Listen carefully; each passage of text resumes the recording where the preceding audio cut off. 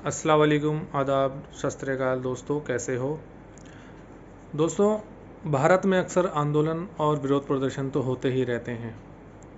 एक स्वतंत्र देश में ऐसा होना आम बात है।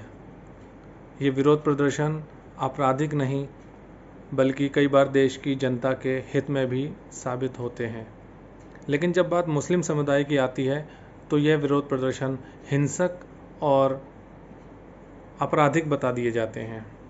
जब मुस्लिम समुदाय मोहम्मद साहब की शान में हुई गुस्ताखी के खिलाफ उस कुतिया नुपुर शर्मा और भड़वे नवीन जिंदल की गिरफ्तारी के लिए शांतिपूर्वक प्रदर्शन कर रहे थे तो उनके ऊपर गोलियां चलाई गईं, लाठियां बरसाई गईं, हत्ता कि उनके घरों पर बुलडोज़र चला दिया गया।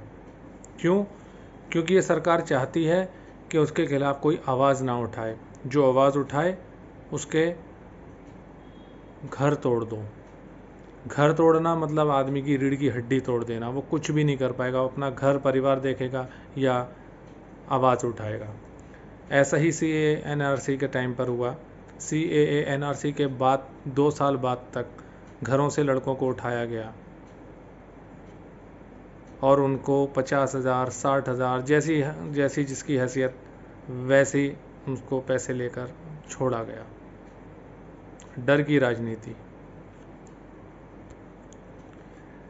लेकिन जब 2016 में जाट आंदोलन हुआ तब जाटों ने पुलिस को बंधक बना लिया था। ये तो आप लोगों को याद ही होगा। इसलिए सेना को भी बुलाना पड़ा था। लेकिन क्या उस समय उनके घरों पर बुलडोज़र चलाया गया? नहीं। सन 2018 में जब फिल्म पद्मावती रिलीज़ हुई तब करणी सेना ने एक स्कूल बस को अगवा कर बंधक बना लिया। बच्चों को भी नहीं बख्शा। तब क्या करणी सेना के सदस्यों पर या उन लोगों पर बुलडोज़र चलाया गया या कोई कार्रवाई हुई? गोली चलाई गई? जवाब है नहीं। लेकिन जब बात मुस्लिम समुदाय की आती है तो हिंसक बता दिया जाता है। आप वीडियोस देखिए, सच्चाई पर जाइए। वो लोग शांतिपूर्वक प्रदर्शन कर रहे थे, उनको हिंसक किसने बनाया? बल्कि 16 साल का एक रांची का एक बच्चा जो गोली से मारा गया है, उसको इंसाफ कौन देगा? चलो ये तो पुरानी घटनाएं हैं, मान लेते हैं। 2016 की जाटों का आंदोलन, 2018 पद्मावती।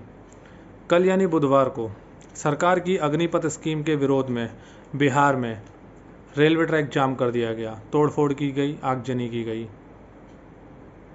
अब देखना यह है कि क्या सरकार इन लोगों के घर पर भी बुलडोज़र चलाएगी? ये दोहरा मापदंड अभी भी जारी रहेगा।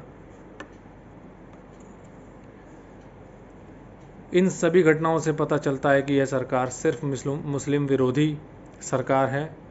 मुस्लिमों को अटैक करना, इनको डराना, इनको धमकाना, सिर्फ यही इस सरकार का एजेंडा है ताकि इनको वोट आए। मेरा एक सवाल आपसे और देश की सरकार से, दोनों से है। मैं पूछना चाहता हूं कि जो शांतिपूर्वक प्रदर्शन कर रहे हैं उनके घरों पर बुलडोज़र चलाना सही है, या जो देश में रेप कर रहे हैं, आतंकवाद मचा रहे हैं, कश्मीरी पंडितों पर अभी बहुत अत्याचार हो रहा है, वहाँ के जो आतंकवादी हैं, आप उनके घरों पर बुलडोज़र चला सकते हैं? उन मुद्दों पर आप नहीं काम करेंगे। बुलडोज़र चलाना है तो इन लोगों पर चलाइए जो क्रिमिनल हैं। देश के मासूम लोगों को जो टैक्स दे रहे हैं, जो देश के विकास में सहयोग दे रहे हैं, आप उन मासूमों को डराना धमकाना बंद कीजिए और जो वाकई में गुनहगार हैं उन्हें सज़ा दीजिए। तो आप लोगों से मेरा यही सवाल है, कमेंट बॉक्स में मुझे ज़रूर बताएं, सरकार ये दोहरा मापदंड कब बंद करेगी? क्या ये बुलडोज़र की कार्रवाई उचित है? मेरी वीडियोज़ अगर पसंद आती हों आप प्लीज़ इसे ज़्यादा से ज़्यादा शेयर कीजिए, सब्सक्राइब कीजिए और लाइक कीजिए। अगले मुद्दे के साथ फिर मिलूँगा आपसे, तब तक के लिए शब खैर।